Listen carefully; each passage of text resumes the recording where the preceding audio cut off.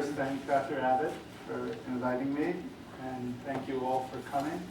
It's very much appreciated. Did everybody get a handout? If not, there are some. Can you hear okay in the back? I'll speak more loudly when I start saying something worth listening to. This is about now.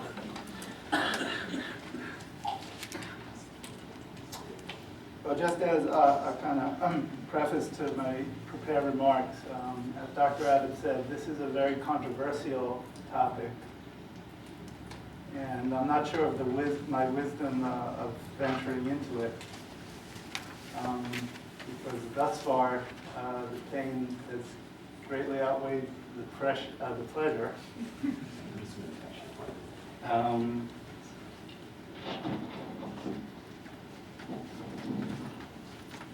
Okay, is that better? Yeah. Okay.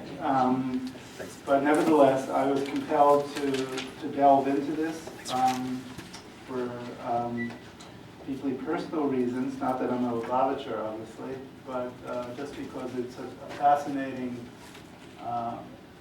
contemporary phenomenon that very much related to things that I have been pondering now for many decades. So the topic I chose for today's lecture attempts to consider the problem of time as it relates to the Jewish Messianic ideal. Specifically, my remarks are based on the argument I offered in Open Secret, Post-Messianic Messianism, and the Mystical Revision of Menachem Mendel Schneerson, published in 2009. Before turning to the Messianic vision of the seventh master of the Chabad-Lubavitch Hasidic dynasty, let me begin by framing the question of Messianic temporality more broadly. In a celebrated passage from his commentary on Judah Halevi's poem, Distant Doves Sing Your Song Well, the German Jewish thinker Franz Rosenzweig remarked that the expectation of the Messiah, by which and for the sake of which Judaism lives, would be an empty theologumenon, a mere idea, idle babble, if it were not over and over again made real and unreal, illusion and disillusion in the form of the false Messiah. With characteristic brilliance, Rosenzweig pinpointed a profound dimension of Jewish messianism. In the annals of Jewish history, anticipation for the true Redeemer has often been intertwined with the possibility of being duped by a false one. Indeed, the latter is, as in Rosenzweig's provocative formulation, the changing form of the enduring messianic hope. Beyond the contours of a historical argument, Rosenzweig's insight philosophically exposes a deep cut in the fabric of the Jewish apocalyptic imagination. The faith to believe in an allegedly legitimate Savior is severely compromised if the strength of hope not to be deceived by a pretender has been diminished. But it is the very hope not to be deceived that makes the matter of trust possible. Just as Rosenzweig argued in his Star of Redemption that genuine worship requires belief and unbelief, so messianic expectation is as much dependent on what is presumed to be real as on what is resolved to be so. One might even go so far as to say that the line separating fact and fiction in this domain cannot be sharply drawn. The openness to the future depends on a hope dialectically entwined with the propensity to be deluded. But we are compelled to ask, how does Rosenzweig finally understand the end and the possibility of its coming? It is worth recalling that in the continuation of the aforementioned passage, Rosenzweig recounts a comment that Hermann Cohn, who was one of his teachers, purportedly once made to him. I'm still hoping to experience the beginning of the Messianic time. Stephen Schwarzschild has expressed doubt regarding the veracity of this attribution, and this seems reasonable to me, given Cohn's steadfast and unambiguous rejection of a personal Messiah and his affirmation of the asymptotic conception of messianism, which involves the perpetual delay of the occurrence even as it secures its constant potentiality. For our purposes, however, this is not that important, since the remark of Rosenzweig sheds much light on his own eschatological sensibility, and this is our main concern. The refusal to select a specific date for the coming of the Messiah does not simply bespeak deferment of the goal. It intimates the more paradoxical discernment that the goal can only be attained by its never being attained, that the path to the way gives way to the undermining of the way. Rosenstein's eschatology, that is his thinking and discoursing about the eschaton, the end, the messianic end, is marked by an irony that captures the inherent dialectic of Jewish messianism. On the one hand, redemption is predicated on a diremptive temporality that assures the possibility of the future breaking into and being realized in the present. But on the other hand, the future that is realized is precisely what remains incessantly to come. Gershom Scholem came to the same conclusion when he noted that the messianic idea in Judaism is, as he called it, anti-existentialist, since it has, quote, compelled a life lived in deferment, in which nothing can be done definitively, nothing can be irrevocably accomplished. The consolation of Jewish messianism can never be realized except as calamity, and hence its greatness, according to Scholem, is also its constitutional weakness. In the manner of the seventh beggar, in a famous tale by one of the early Hasidic masters, the grandson of the Baal Shem Tov, Nachman of Bratslav, the beggar without feet, who is the consummate dancer, is the one beggar not to arrive at a wedding celebration to which all of the beggars have been invited. And according to the disciples of Nachman of Bratslav, this consummate dancer, the beggar without feet, is the Messiah, because the Messiah is the one that comes by not coming, the one that is present in the absence of being present. I'm here reminded as well of the observation of Kafka. The Messiah will come only when he is no longer necessary. He will come only on the day after his arrival. He will come not on the last day, but on the very last. Now, what is the distinction between the last day and the very last day? Evidently, the last is not final enough. The very last day is the day after the last, a day that cannot come forth in the ebb and flow of time, any more or less than the first day that would have to come before the first. Now, on your handout, the first passage from Blanchot well expresses the intent of Kafka's insight and the larger implications that one can draw therefrom in assessing the tenor of messianic temporality in Judaism. And I'll quote that. Jewish messianic thought, according to certain commentaries, wrote Blanchot, suggests the relation between the event and its non-occurrence. Both future and past, it is said at least once that the Messiah has already come, his coming does not correspond to any presence at all. And if it happens that to the question, when will you come, the Messiah answers today, the answer is certainly impressive. So it is today. It is now and always now. There is no need to wait, although to wait is an obligation. And when is it now? When is the now which does not belong to ordinary time, which necessarily overturns it, does not maintain but destabilizes it? When? Especially if one remembers that this now, which belongs to no text, but is the now of a severe fictitious narrative, refers to texts that make it once more dependent upon realizable, unrealizable conditions. Every just act makes of its day the last day, or as Kafka said, the very last day, a day no longer situated in the ordinary succession of days, but one that makes of the most commonplace ordinary the extraordinary. Although he does not make the connection explicitly, Blanchot's amplification of Kafka resonates with Cohn's asymptotic notion of the messianic future briefly mentioned above.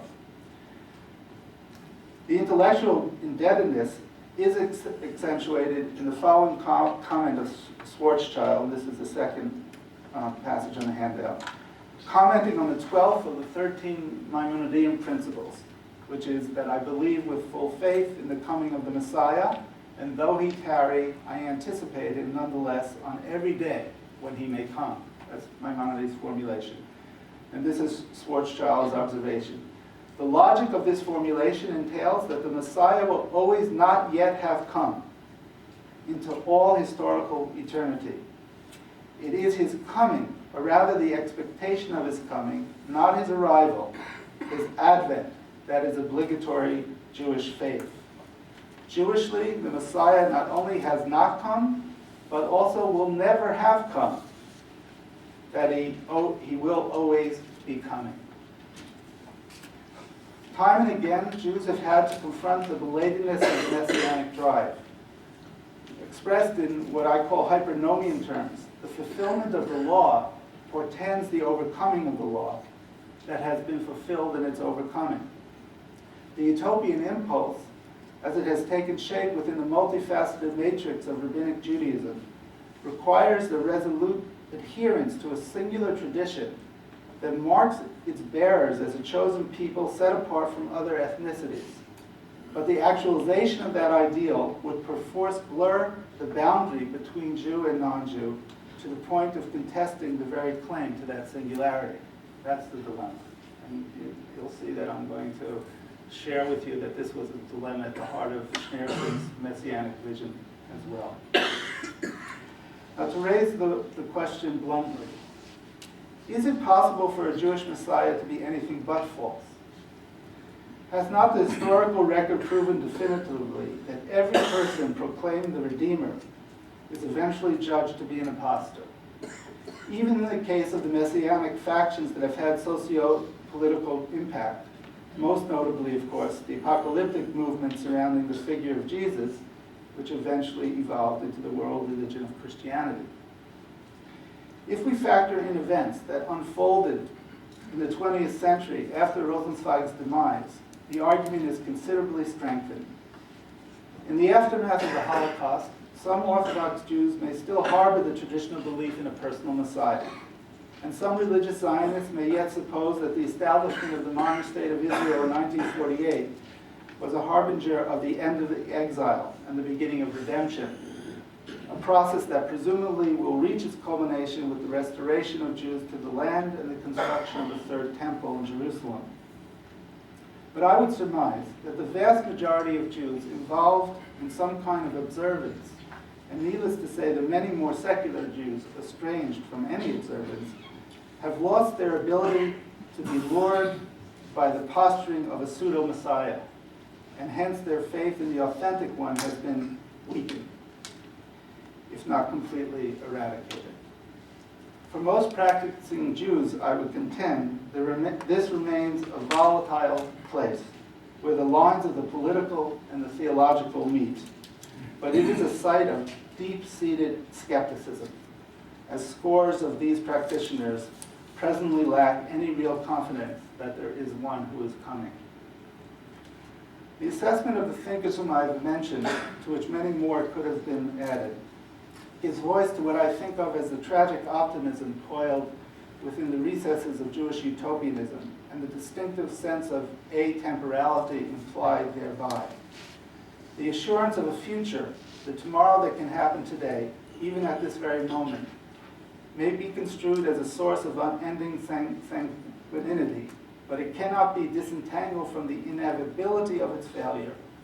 The possibility of the future lies in its already having been the past that can never come to pass as anything but the present that is always passing in its own future as the past. The hope delineated therein cannot be separated from the hopelessness that the hope can never be realized except as the task of remembering the future that persistently stays behind as the past that provisionally stretches ahead. One might counter that it is equally plausible, indeed preferable, to demarcate what I have described as a place of illimitable hope, the interminable interim of a future. So Derrida's achronic conception of time as the coming of the event of a novelty that must surprise, because at the moment when it comes about, there would be no statute, no status, ready and waiting to reduce it to the same. Even though the future is this incalculable alterity, according to Derrida, that for which no horizon of expectation as yet is available, an encounter that escapes all programming, one still must prepare for it. The term invention is employed by Derrida to convey just this sense of getting ready for what cannot be anticipated. Or better, what cannot be anticipated, but as what cannot be anticipated.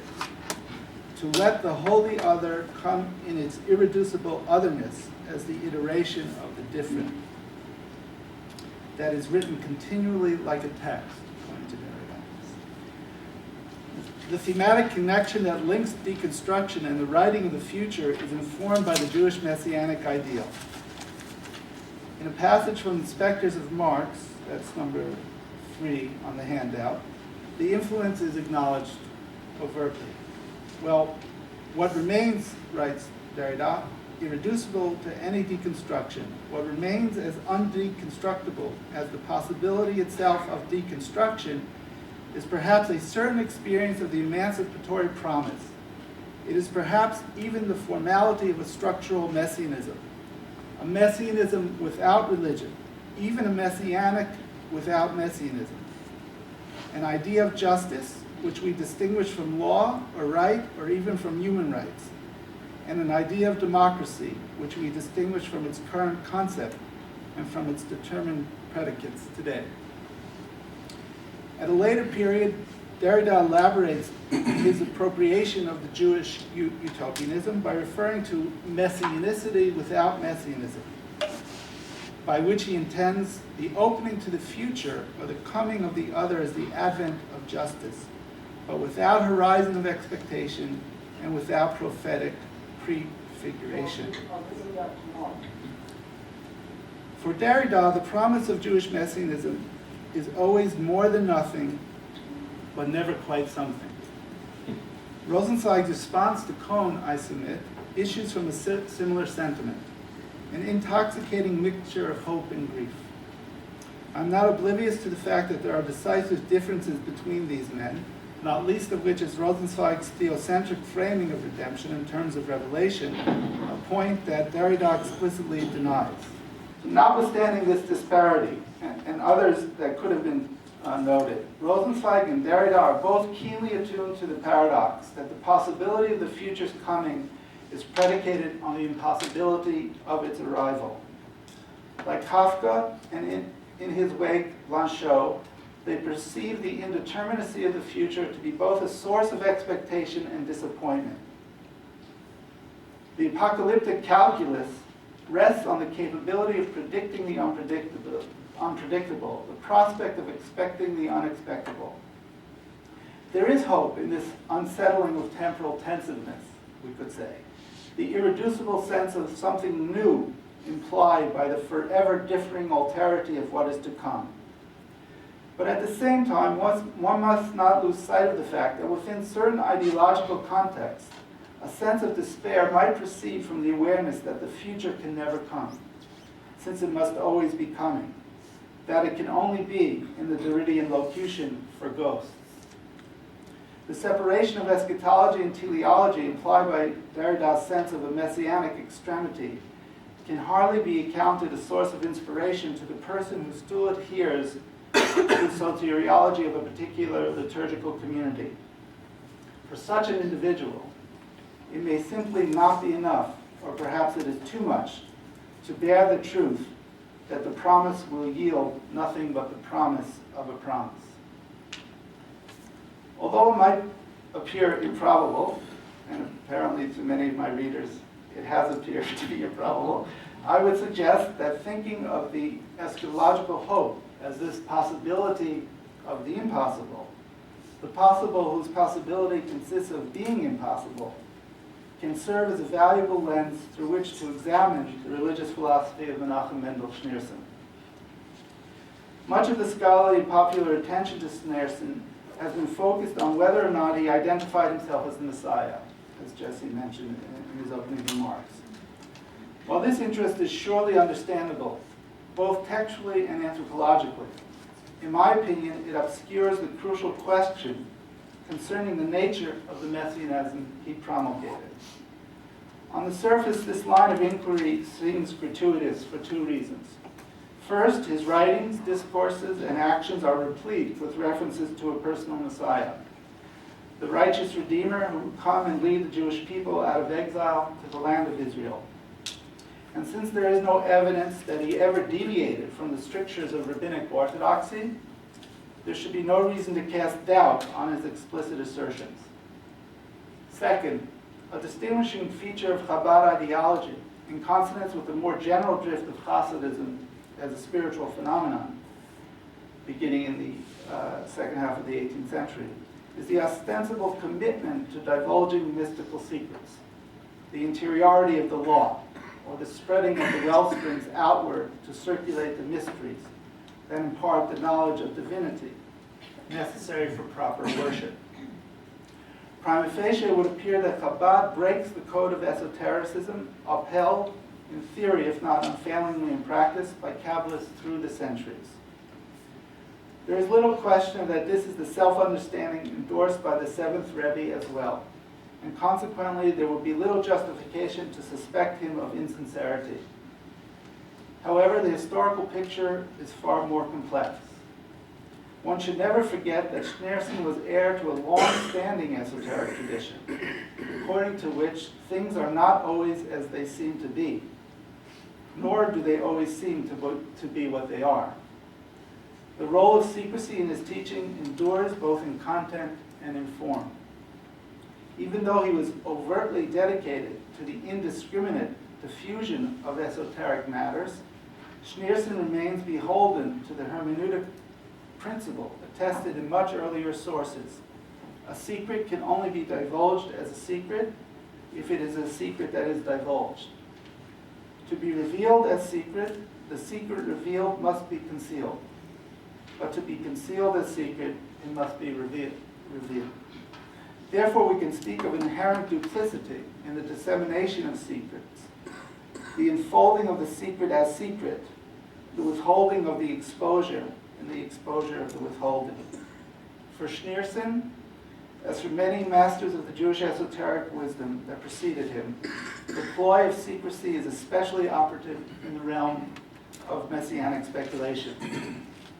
If one bears this in mind, then it should not be difficult to heed the argument that employing the standard ways of referring to Messiah does not necessarily mean allegiance to a literal interpretation. So we have arrived at a spot where my approach diverges most conspicuously from the work of others. In my judgment, Schneerson was intentionally ambiguous about his own identity as Messiah, since the key aspect of his teaching involves cultivating a modification in consciousness with respect to this very issue. Simply put, the image of a personal Messiah may have been utilized rhetorically to liberate one from the belief in the personal Messiah. The true Messiah would be the one to reveal that there is no Messiah.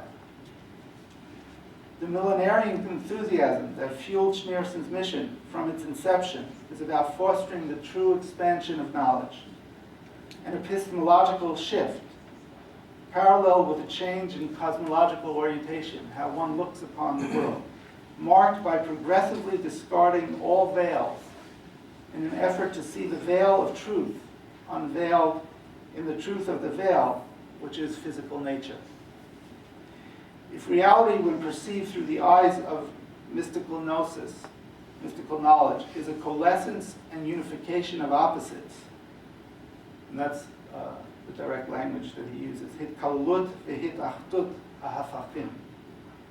The original non-ground, or the essence, that is neither light nor dark, as both light and dark are nullified in the sameness of their indifference, then the logic vital to uphold the binary distinctions that are basic to the social and communal fabric of the Jewish tradition, holy and profane, permissible and forbidden, Jew and non-Jew, is to be transcended.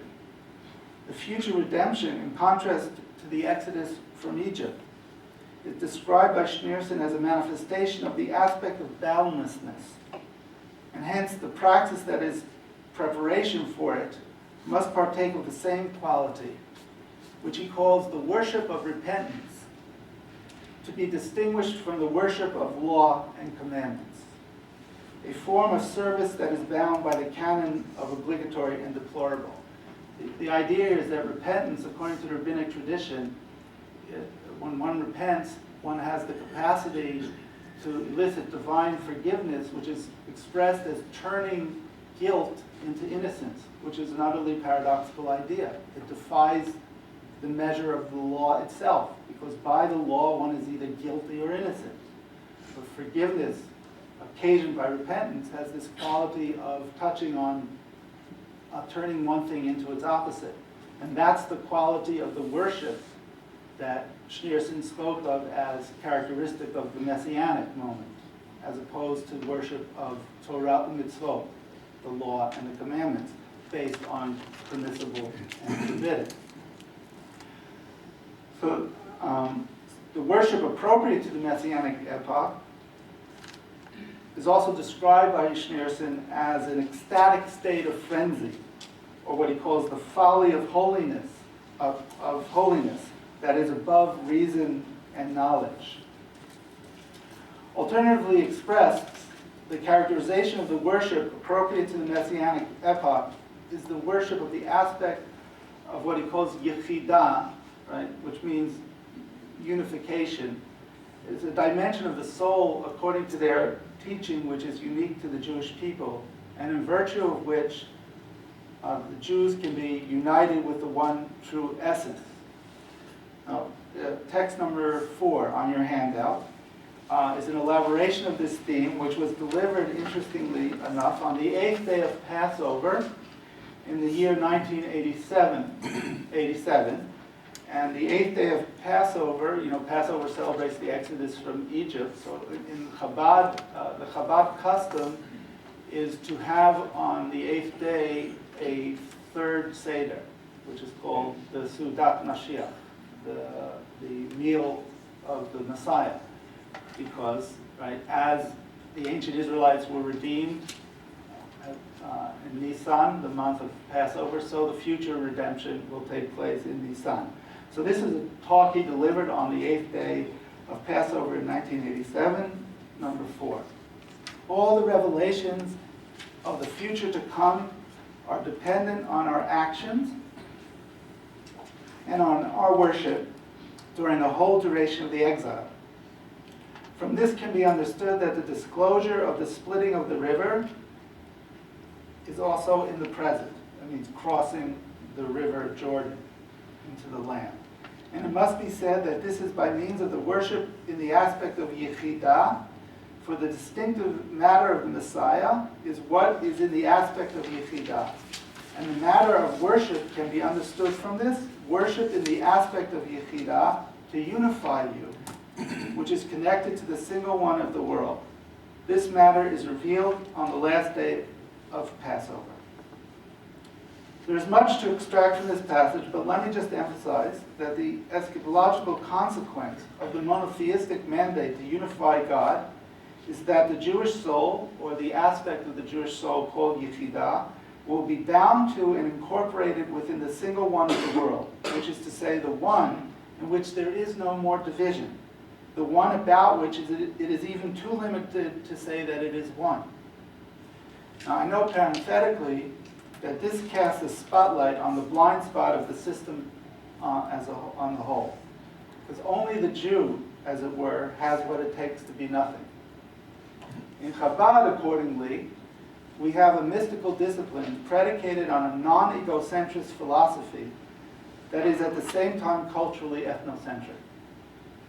One might have expected that the two to have been coupled, such that the breeding of egocentricity on the psychological plane is the efficient cause that engenders the propagation of ethnocentricity on the anthropological. But it is also possible, as the example of Chabad illustrates, to decouple the two. Be that as it may, in the non-dual meta-consciousness, the contrast between truth and untruth is itself no longer viable, and thus the axiological basis of the Nomian perspective, the life of Jewish law, would have to be subjected to a radical transvaluation. And this is expressed by Schneerson using a much older motif from Kabbalistic sources in terms of the Messianic Torah being related to the tree of life, in contrast to the Torah which is operative now, which is related to the tree of knowledge of good and evil. Right? So obviously the tree of knowledge is based on polarity between good and evil, permissible and forbidden, but the Torah of the tree of life is a Torah that exceeds that polarity, and we could speak of it therefore as the law beyond the law. From this, the consequence of this lawfulness beyond the law clearly is a challenge to the enframing of Judaism as it has been practiced for thousands of years. There's no way around it, right, if we're going to be honest.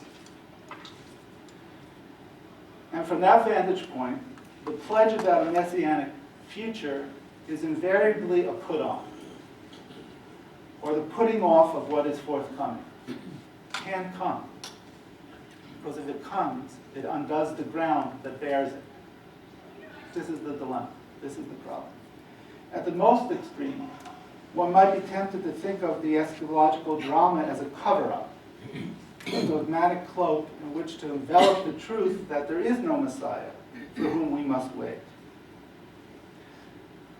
The pretense of describing the end as the full disclosure of the essence without any garment, a seeing of the divine light as it is manifested in the garb of the material world, which disappears finally to reveal its concealment. And indeed, there are passages where Schneerson does describe this concluding expose, as it were, at the fringe of time, as the showing of this occlusion, right? Where we come to realize that the world is the concealment of the infinite essence, right? And it concealed by revealing the concealment. By revealing the concealment is revealed. Right? So the way I argue in the book is that though the ostensible goal is to see without a veil, what that really amounts to is coming to see that there is no seeing except through a veil. Right? There's an old Sufi teaching, right? For the Sufis, right? The mystical path is often troped as an uncovering or unveiling of the veil, to see the face without a veil. But the Sufis were wise to this dialectic as well, and some of them spoke of the greatest of veils is to think that one can see without a veil. So that the final unveiling is to realize that we always see through a veil. And that's Schneerson's teaching as well, in my opinion. And the ultimate veil is the material world. So seeing without a garment, in other words, consists of coming to see that there is nothing to see but the garment, that one can see without any garment. That's mystical insight. And the tragedy of Schneerson's messianic campaign can be gauged by the rituals performed by some of his followers to render his absence present, a denial of the facticity of his mortality, based on a construction of time that blurs the past and the present, in the hopes of compelling an appearance in the future. Ironically, such behavior, which ensues from a literalizing of the Seventh Rebbe's language, perpetuates the exilic consciousness that his teaching sought to overcome. What is seemingly lost to those who follow this path is the realization that true vision consists of seeing the invisible in the visible, and not of seeing the non-visible as visible. This is the import of Schneerson's repeated insistence that the Messiah is already here, and all that is necessary is for people to open their eyes in order to greet him. Post-mortem apparitions of the Seventh Rebbe, by contrast, are indicative of a profound spiritual blindness. It is undeniable that Schneerson preached sincerely that one must prepare for the occasion of the Messianic coming. even following Maimonides by classifying the act of waiting as a positive commandment mandated by the Torah. And thus he desperately and recurrently urged his followers to believe in the possibility of the realization of the promise at any moment, epitomized in a Yiddish incantational chant that occurs frequently in his teachings, Ot Ot Kumt Mashiach, verily, verily, let the Messiah come, or in an English equivalent that he started to use in the 70s and 80s, we want Mashiach now. Existentially, however, this now is an occasion that can never take place, a non-event that defies temporal location. If it is to come, it is because it presently is what has already been. To substantiate this point, it is imperative to recall that the Chabad conception of time is such that the quintessential aspect of temporality is the moment in which there is a compressence of past, present, and future, an idea that is adduced as the metaphysical import of the most sacred of God's name in the Jewish tradition, the Tetragrammaton. He was, he is, and he will be. The Chabad masters delimit the now as an atemporal presence in which the three temporal modalities coalesced, just as we say of the divine that he reigned, he reigns, and he shall reign, not sequentially, but concurrently, since God is above time. From the standpoint of the infinite, all time is comprised in what they call the little moment, or the minuscule moment, the rega katan, the smallest of demarcations, the infinitesimal point that contains all difference indifferently. It is not coincidental that Schneerson spoke of the coming of the Messiah in terms of this rega katan, this infinitesimal point, the interlude of time that cannot be measured in time, in and through which, quote, we will exit from slavery to freedom, to the great light, in the true and complete redemption through our righteous Messiah. Now, I'm going to skip. I have more textual data here to flesh out this idea, but I think I'm going to skip over it.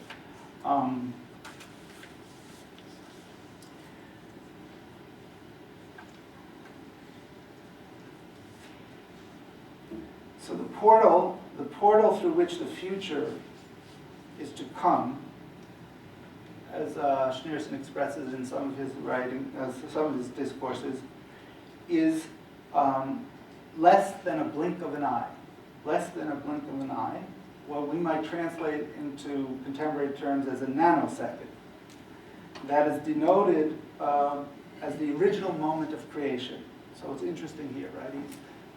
Just as the creation came to be in this moment which cannot be measured in time, similarly, the redemption portends this moment that cannot be calibrated in time. And remarkably, he says, it is the aspect that is above the boundary of time, but revealed in time. In time, though not in time. The full paradox. In time, but not in time. So this paradox, in time, but not in time, bizman ach eno bizman, indicates that the moment in which the lines of creation, revelation, and redemption meet cannot be measured temporally, no matter how refined our tools of analytic computation. And hence, mathematically, there is no way to think of its occurrence but as the occurrence of what cannot occur, save in the non-occurrence of its occurrence. The time of redemption is this timeless moment, which cannot transpire temporally, and therefore must always be capable of occurring intemporally. And this is the nuance of a repeated formulation of Schneerson, that the Messiah should come immediately and without delay. And he speaks of this as well as the impossible possible. The impossible possible, his language. Okay, again, I'm skipping some more text.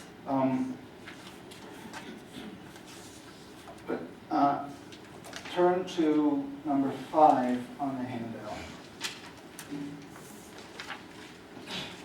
This is from a discourse that he gave rather late in his life, October 14th, 1991. There is nothing more for which to wait, he said, since all matters of worship have been completed and they have already repented. Remember we said that the future is dependent on worship of repentance. All that is necessary, the matter is dependent solely on the coming of the Messiah himself. All that is necessary is that the Messiah should actually come in reality. Small matter.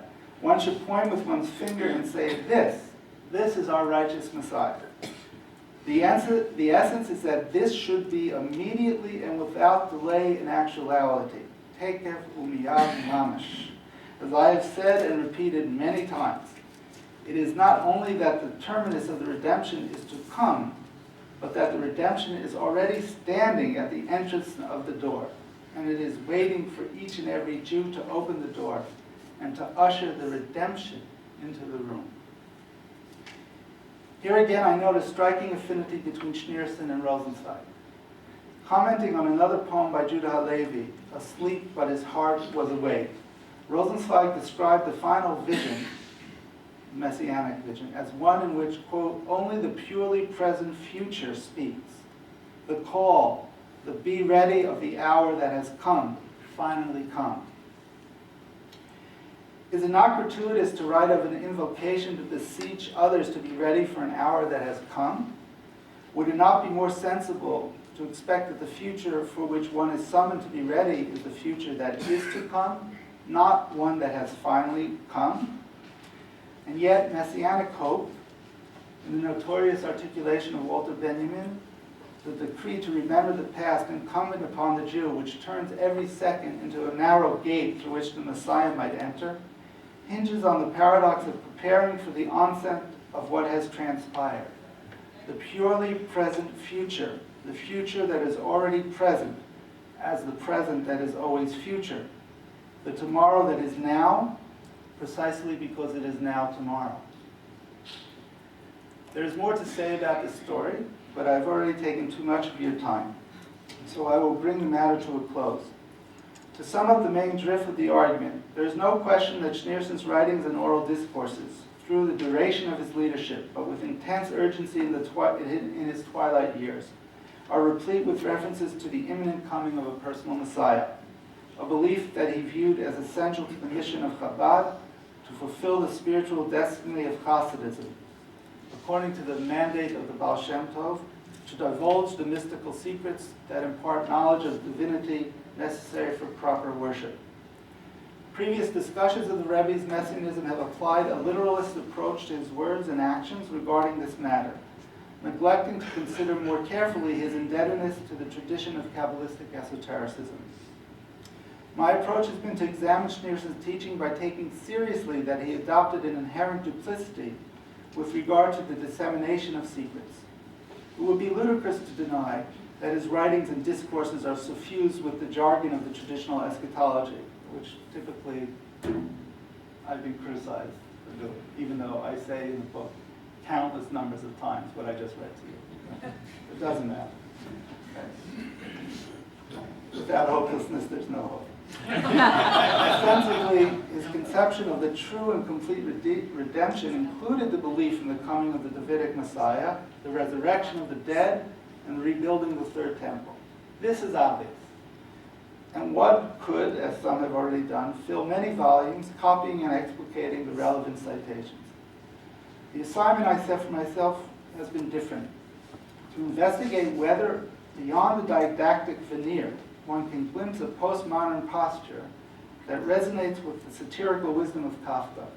And the Messiah will come on the day after he has arrived, on the day after he is needed, not on the last day, but on the very last day imagined as what cannot be imagined. To be enlightened messianically is to be delivered from all conceptual limitations. And this includes the limitation of the very notion of being delivered from limitation.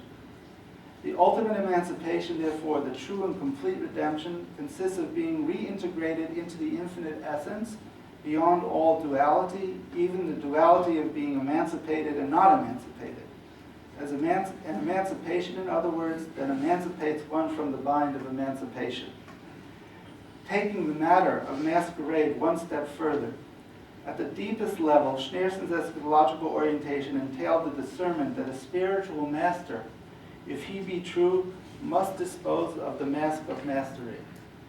And just yesterday, I found a passage where he says the word Rebbe should not be applied to just him, it can be applied to everybody. The very term master can be applied to everybody. Exactly what I just read. Indeed, according to the didactic model set forth by the Rebbe, the supreme level is to be the donor and the recipient concomitantly, to overflow by receiving and to receive by overflowing. The real master, or teacher, knows that the gesture of giving is in the ability to take, that the most potent wellspring is the vessel that contains. It is important to recall this as the last passage. The much discussed comment of Schneerson in a talk delivered spontaneously after evening prayers on April 11, 1991, the 28th of Nisan. After expressing the perplexity regarding the delay of the Messianic coming and sharing his doubt about the desire of the Jewish people for the redemption, he infamously announced to his Hasidim, "I have done what I can, and from now on you must do all that is in your power, or your capacity. And let it be the will of God that there will be 1, 2, or 3 of you who may suggest what to do and how to do it. But the essence is that you should act so that the true and complete redemption will be realized in actuality, immediately and without delay in actuality, and through joy and good-heartedness." Many have marveled at the apparent tone of resignation in this statement, but what has not been appreciated is the extent to which the theme of shifting responsibility to others to accelerate redemption is perfectly consistent with the approach of the 7th Rebbe and also his predecessor, his father-in-law, the 6th Rebbe. The undoing of the master-disciple hierarchy, as a matter of fact. Consequently, there cannot be a Rebbe succeeding the 7th. For if there is an 8th Rebbe, he is precisely the one whom no one can or should follow. The ultimate legacy of the 7th Rebbe, the encrypted message he wished to bequeath to future generations, lies in proffering an understanding of salvation as the 8th, the expanded consciousness of and reabsorption into the infinite essence, an essence that resists essentialization, the moment of eternity for which we await in its fully temporalized sense, the advent of the absolute non-event. True liberation on this score would consist of being liberated from the need to be liberated. So by way of conclusion, let me note that in the post-Job in secret, I juxtapose 2 quotes to serve as the epigraph. The first from the 6th Rebbe of Chabad, Yosef Yitzchak Schneerson, Yet a tug sagt epis, yet a tug is a tug, which means every day speaks of a possibility, every day is a day. Meaning seize the day, in other words. And the second from Dylan's Mr. Tambourine Man. Let me forget about today until tomorrow. Ostensibly, the 2 comments clash. One demands attentiveness to the inherent potency of each day without any impediment. The other championing procrastination by seeking to forget about today until tomorrow. Upon further consideration, however, it seems that both dicta well express the hopeless hope of the messianic expectation. To seize the moment, one must postpone the time of today until tomorrow. But tomorrow soon enough becomes another today that must be postponed to usher in another tomorrow. In spite of, or perhaps due to the soundness of this contention, it is incumbent upon us to shake loose of the temptation to view the temporal sway of our experience as insufferably auspicious, stimulated, as Foucault expressed it, by our experience of the rhythmic time marked by oscillations, a seasonal time where absence is always a pledge of return, and death a pledge of resurrection.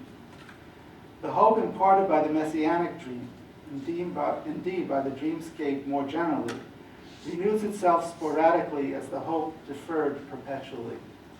Neither pessimism nor optimism seem apposite to categorize the surpassing of hope, to which I allude, in professing the bequeathing of hope in the dream through its adjournment, a sentiment that circumvents the adjudication of an axiological approach basic to our navigating the currents of the world. As Heraclitus mused, he who does not expect will not find the unexpected, for it is trackless and unexplored. Perhaps it is hopeless to imagine letting go of the inclination to hope. But then we would do better to think of hope as the unremitting projection of an elementally calibrated retrospection to foretell what has been in the recollection of what is to come. Every undertaking on this score would be a return of what can never be, but what can never be. The loop of a double negative that yields the positivity of our becoming the being we are not. A pension well understood through time by mystic visionaries and contemplative masters. In the bleak wit of Leonard Cohen, though your promise count for nothing, you must keep it nonetheless. Wittingly or not, the poet has encapsulated the hopelessness of messianic hope, the darkness that relentlessly inflames the renewal of life.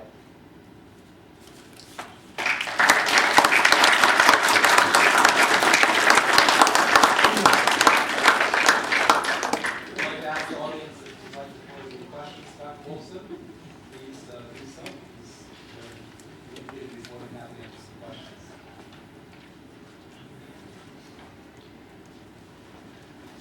It's not now, when? Yeah. One of the things that occurred to me is that there are some parallels. I'm sorry. There's some parallels with the thinking of Lao Tzu and the Tao Te Ching. The way you know it, but when you know it, it actually is no longer the way. And have you pondered that or thought about that? Yeah. Well, I have. In the book, there's a particular part of the book where I actually do quite a bit of comparative analysis with some Mahayana Buddhist ideas about the nothing. And, so I have very much pondered that the logic at work here has an analogy to.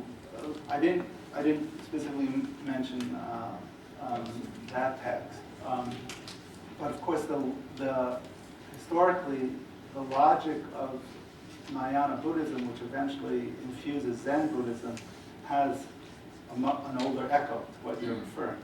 So, yeah, I have thought about it. Can you explain what he meant by a personal Messiah? I haven't heard that term. Well, that's just the point of complexity. He uses, no doubt, the rhetoric of a personal Messiah. We want Mashiach now. Right? But when you plumb into the teaching,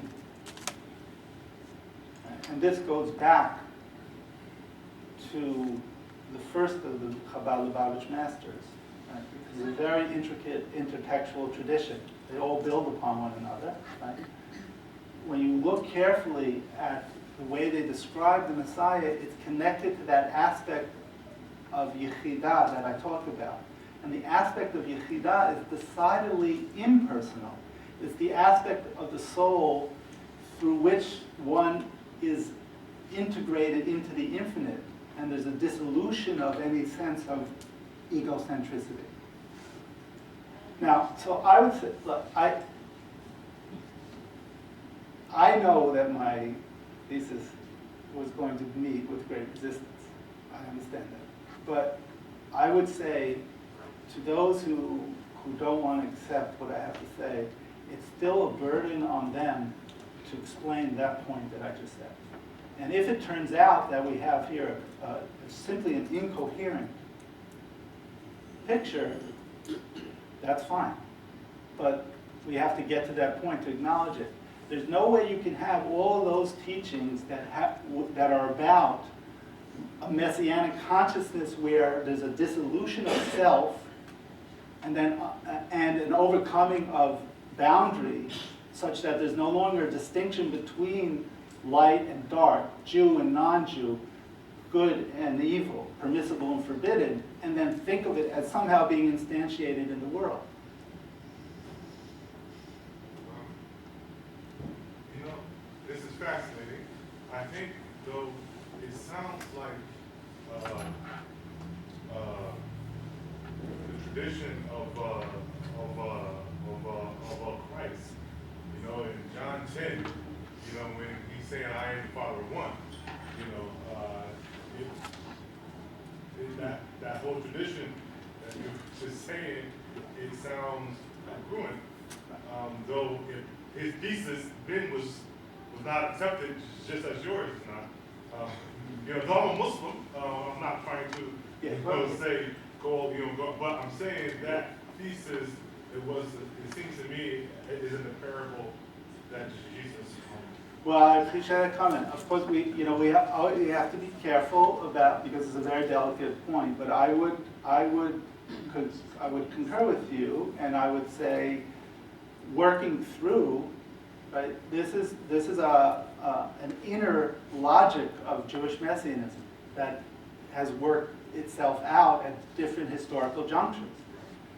Schneerson is our most recent example of it. When you were talking about the non-existent eighth rabbi at the end there, Yeah. I flashed on the words of Jesus again. The kingdom of heaven is within you. What? The kingdom of heaven is within you. Yeah. So maybe he meant it, you know. Jesus or Schneerson? Maybe one's challenging the other.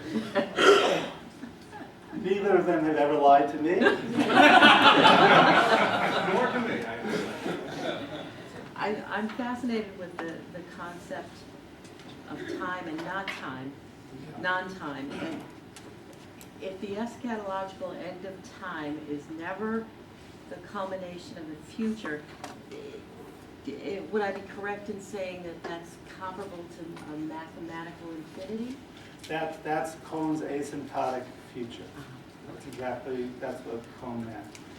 Okay. I think Schneerson's take is a little bit different, because it's the asymptotic future means you can forever approach it, but you can never reach it. Right. Schneerson's point is that tomorrow is now, because now is tomorrow. Yeah, it's infinity. I mean, it's... Well, it's infinity, but there's a sense in which infinity is instantiated in the present in a way that Cohn did not... Singularity. Yeah. Huh? It's more of a singularity. Schneerson. Yeah. Yeah. So, but there's a see, that's the difference. For Cohn, it can never, that's exactly right. There can never be a consummation of the future. It's always deferred. It's always... Right. Whereas I think actually Schneerson's teaching is precisely the opposite. It's a non-event, to be sure, but it's a non-event that occurs as a non-occurrence. Now, I'm wondering if you could make a connection between two things that you referred to in his thought. One is the atemporal, or the sort of the non-worldly, non-time-oriented view, or kind of a different way of thinking about time that isn't familiar to most people. Right. And the other thing that you mentioned being his sort of the apparent inconsistencies in his thought. And I'm wondering if you could see a connection between those two things, or comment on a possible connection between those two things in relation to the fact that there is another inconsistency, which is that Lubavitch, which seems to be operating in this sort of non-worldly context, or this interior context, it was so political, so invested in political activism Yeah. in very deliberate and calculated ways. And is there some, Absolutely, that's a very good point. I don't have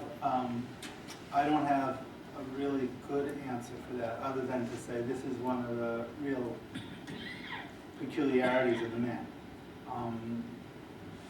He did get very much, as you say, very much involved in politics local politics, more broadly speaking, in the American landscape, and of course in Israel.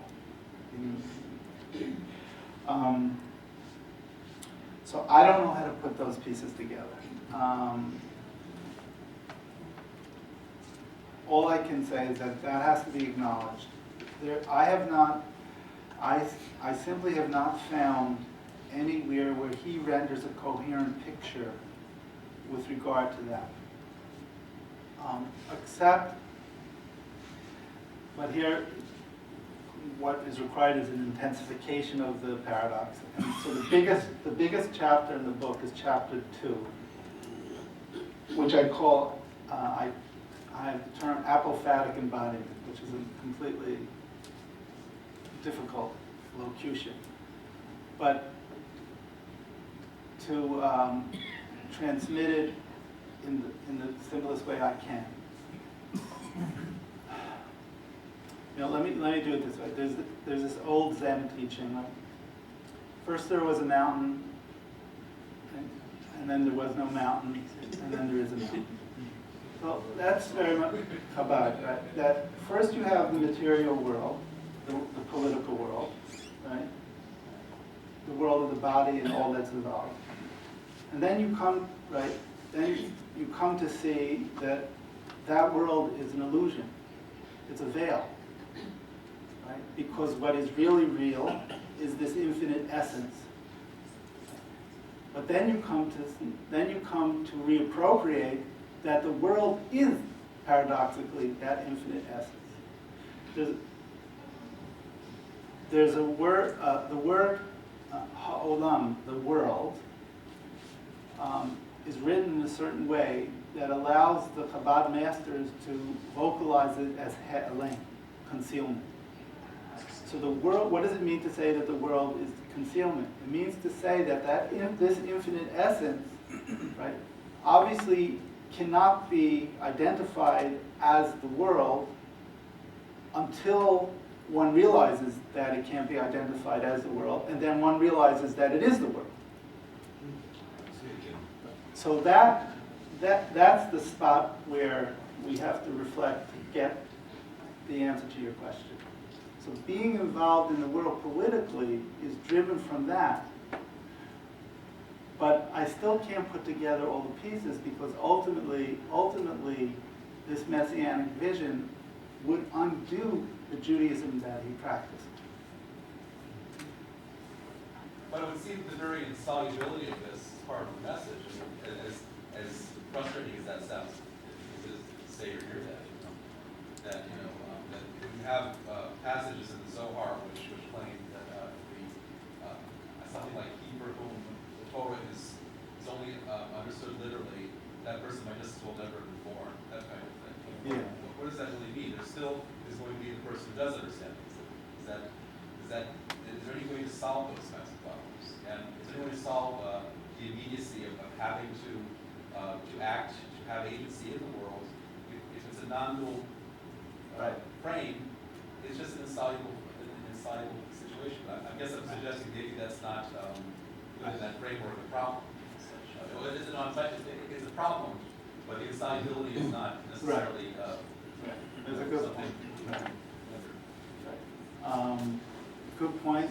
I'm not sure if it's a good point. But, well, it's a good point, but it's one that spins the head around. But maybe that's. It seems like a cop-out that I can't get out of. I can't get out of that formulation. Yeah. Right there. But, I figured first.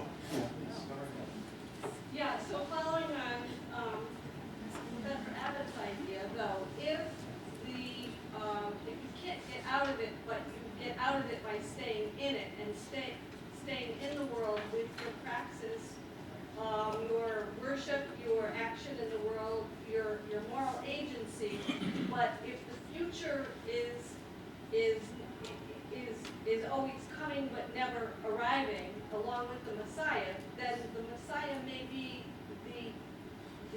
the practitioner, and ultimately, the changes that the practitioners bring about bring about all of those dissolution of the binaries, the good, the evil, the Jew, the non-Jew, and so the issue of politics and action in the world may eventually work itself out into something that looks very different. Maybe, but when one scrutinizes his actions in the world, which I think was, I'm sorry, I don't know people's names, but it's decidedly not messianic in the way that you just described it. But what the potential for it to ensue from his teachings, yes, I quite agree with you.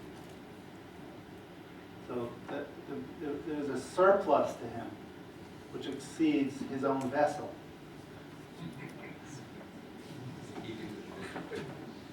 Actually, just a couple of observations in relation to the moment or nanosecond of creation redemption strikes me as almost nirvana. Would that be an apt observation? In the Mahayana tradition, they eventually say there's no difference between nirvana and samsara.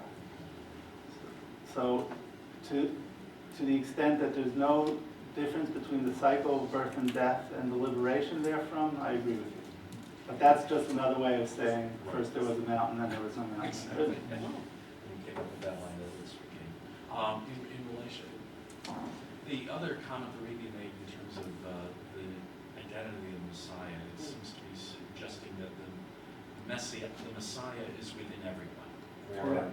That's exactly the Would message. that be at the moment of redemption, or is that a constant? Or is there any clarity? That I think is at the heart of the teaching. Mm-hmm.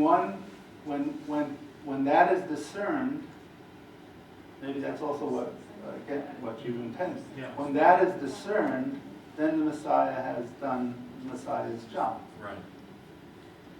And it just strikes me also that within Christian literature, you have Jesus in Matthew and in Mark's Gospel especially, echoing the Messianic secret.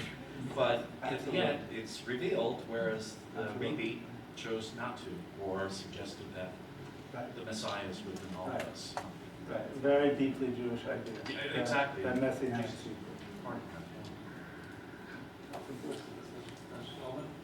Coming at it from a different direction, it strikes me also that part of the paradox here is that ultimately the final lifting of the veil is to recognize that it's the veil. Right.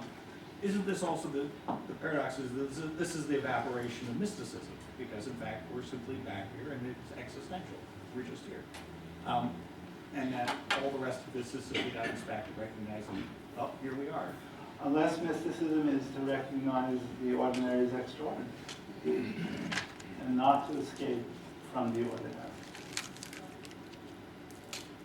But if you set it up as a kind of fleeing from or escape from, yes, it would be. Actually, I'm more inclined to what you said than my response. Yes, I do think. In one of my books, I say that mysticism is the path to venture beyond the path by walking the path. But I think ultimately mysticism itself is requires undoing. The quotes that you gave us were all from the end of his life? No. I only selected very few. I mean, the book has got hundreds of quotes, but no, not really. The two of them. April 87 and 91. Yeah, two of them are relatively from the end. Yeah. Well, was there, over the course of his life, was there much evolution in his thought? Is there somewhere else that he started and he moved to this near? The first, what Chabad considers his inaugural address, which was on the anniversary of the death of his predecessor in 1951. He gave a talk. It's a long story. The talk is complicated because it's connected to the last talk that his predecessor distributed. And the day that he distributed it, he was distributing it because of the anniversary of the death of his own mother, and it turned out that he passed away on that day. It's complicated.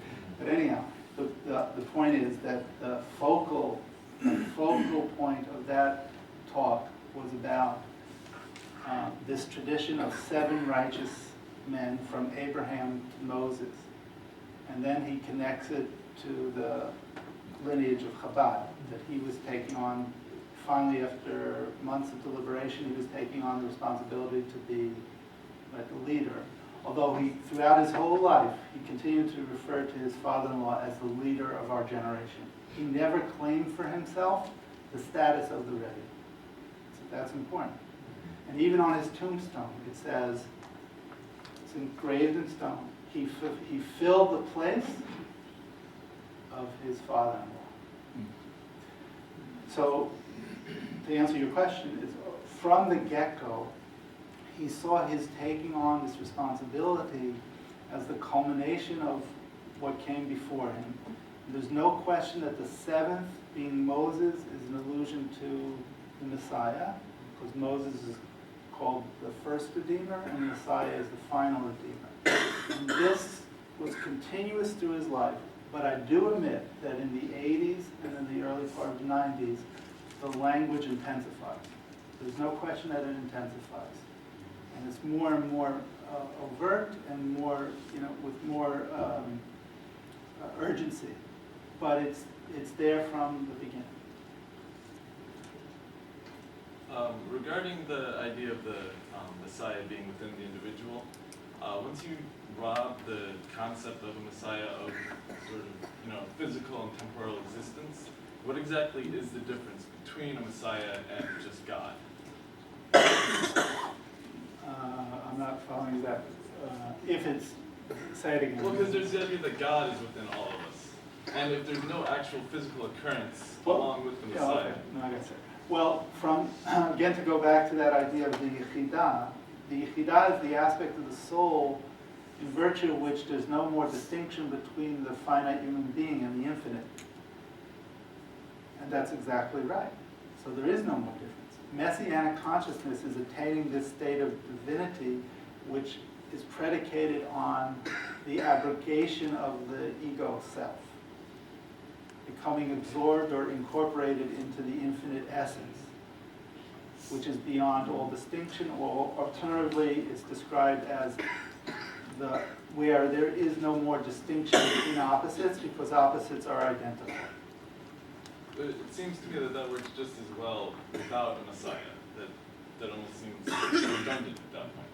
Well, the problem is that he was Jewish. And he had to work with the cloth of the tradition. I don't disagree with you philosophically, but he's laboring with the weight of the traditional tropes, That's what he has to work with. That's the material he works with. I skipped the part where I talk about Purim. Purim was his favorite holiday. Why? Because Purim, every holiday becomes messianic to some, right, including Passover. But Purim, because what about Purim? Purim is the point to which there is an identity of opposites. There's a rabbinic tradition. One has to become inebriated to the point that one no longer knows the difference between cursed is Haman and blessed is Mordechai. Right? So when the hero and the villain become identical, for Schneerson, this was the messianic message par excellence. So it's the coincidentally opposite term. So this whole notion that the Messiah exists sort of outside time, with the whole, he's always, let's just say he, just the Messiah, I guess. Right. So this perpetual coming but never arriving, that's kind of an outside of time thing, right? So if someone is outside of time, how is the Messiah, being outside of time, supposed to arrive in time, given that he's never arrived? Does that make sense? Yes, well. I question anything else other than but that relates to the question. It's precisely, I went over this too quickly probably. It's the tetragrammaton, right, which is the compressence of past, present, and future, which provides the model for temporality. So the one who attains this messianic state, right, is seeing things from that divine perspective, where there is no more difference between the three temporal modes, because they're all present. Now, but just what was tricky, I think, and it's partly my fault in the way I delivered it, because two things are going on here. There's one fleshing out his teaching, and the other is my reflection on it, right, which is a little bit more despairing than his own teaching. Because I just wonder how can this, actually be informative of a moment in Jewish history and world history by implication. So I'm saying there is there's something tragic here. Once again, we have the expression of a Jewish messianism which can't be instantiated in time without undermining itself. But that's my reflection. I think it's part I think he was getting at that in that spontaneous talk, when he said, I've done all I can and from now on it's up. I mean, it was sort of, he was saying, Another quick thing. So, something you said while you were answering that question was that messianism is something to be attained. So that's sort of akin to enlightenment, isn't it? So technically, ideally, that would be available to everyone, which brings it back to the idea of if everyone attains messianism, then the Messiah becomes present in every individual. So is that some sort of ultimate goal? I think that is his teaching. But again, the difficulty that I have, and what I struggle with, is that it would have to extend to overcoming all of those boundaries. It is that non-dual consciousness, right, which would require dissolving distinctions, which have been vital, right, to maintaining Judaism sociologically as a distinct phenomenon. That's the problem. So the attainment would have to be contained in itself within Judaism.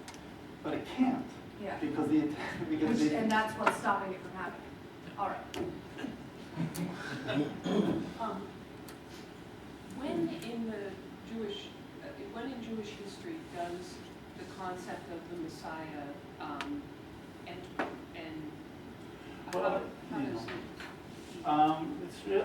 It's in the Second Temple period, and then in the Rabbinic period, but of course it's based on biblical, they ground it in biblical text, but it's clearly articulated for the first time around the 2nd century BCE or so, around that time, and developed its own momentum.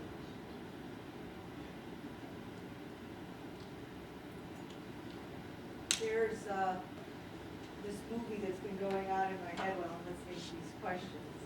And I don't know if anybody's familiar with that movie, V, in which there's a veiled character who's got a mask. B? V? Yeah. Heard that? B-E or B? B, the letter B. Oh, just the letter B, okay. Yeah. Well, there's basically a character, a messianic type character, who has taken the role of trying to unveil reality. We don't know how, what he's going to do. But he goes through this entire movie, and at the end, he finds a way for the larger society to take on the same role that he's been taking on, in a superficial way in some manner, and present to them a larger picture. And in the last few moments of that movie, they all are his character. And then it dissolves when there's this larger event, this revelation.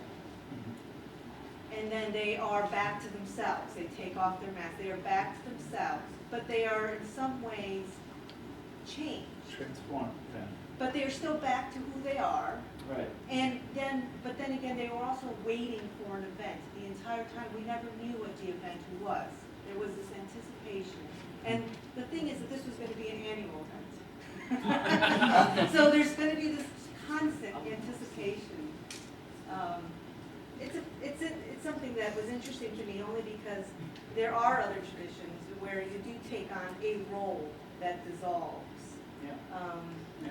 And even as an actor, you have that kind of very difficult situation where you do take on a role and you have to allow it to dissolve once it's over. But that was just what's playing through my mind. As Well, thank you. It's seems Hearing. very, very a movie appropriate. to see.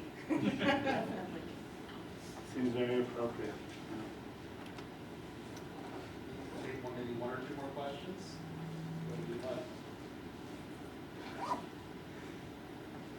This is just a thought, faith that must be required. I mean, The faith that must Faith. be required to believe in this tradition must be heroic. Or on perhaps. the part of Schneerson or his followers or the scholars or. Right. Or, one can say blind also, but I think it's heroic, and back to your point of being tragic. Yeah.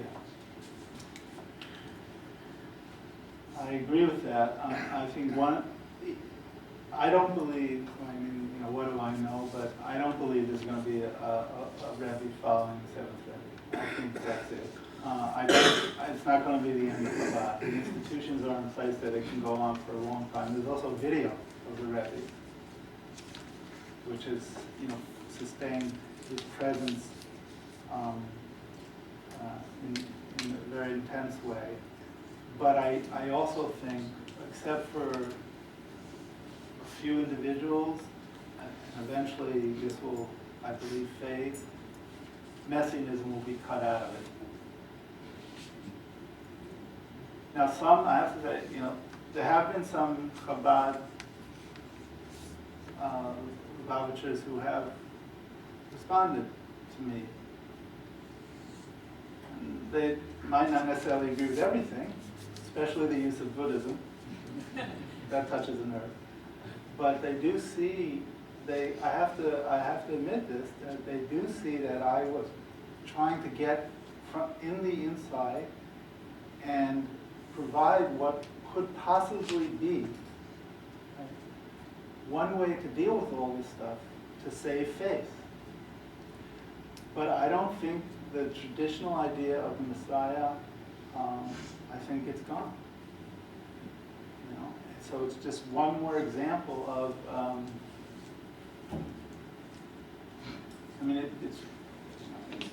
it's really the third rail of Judaism.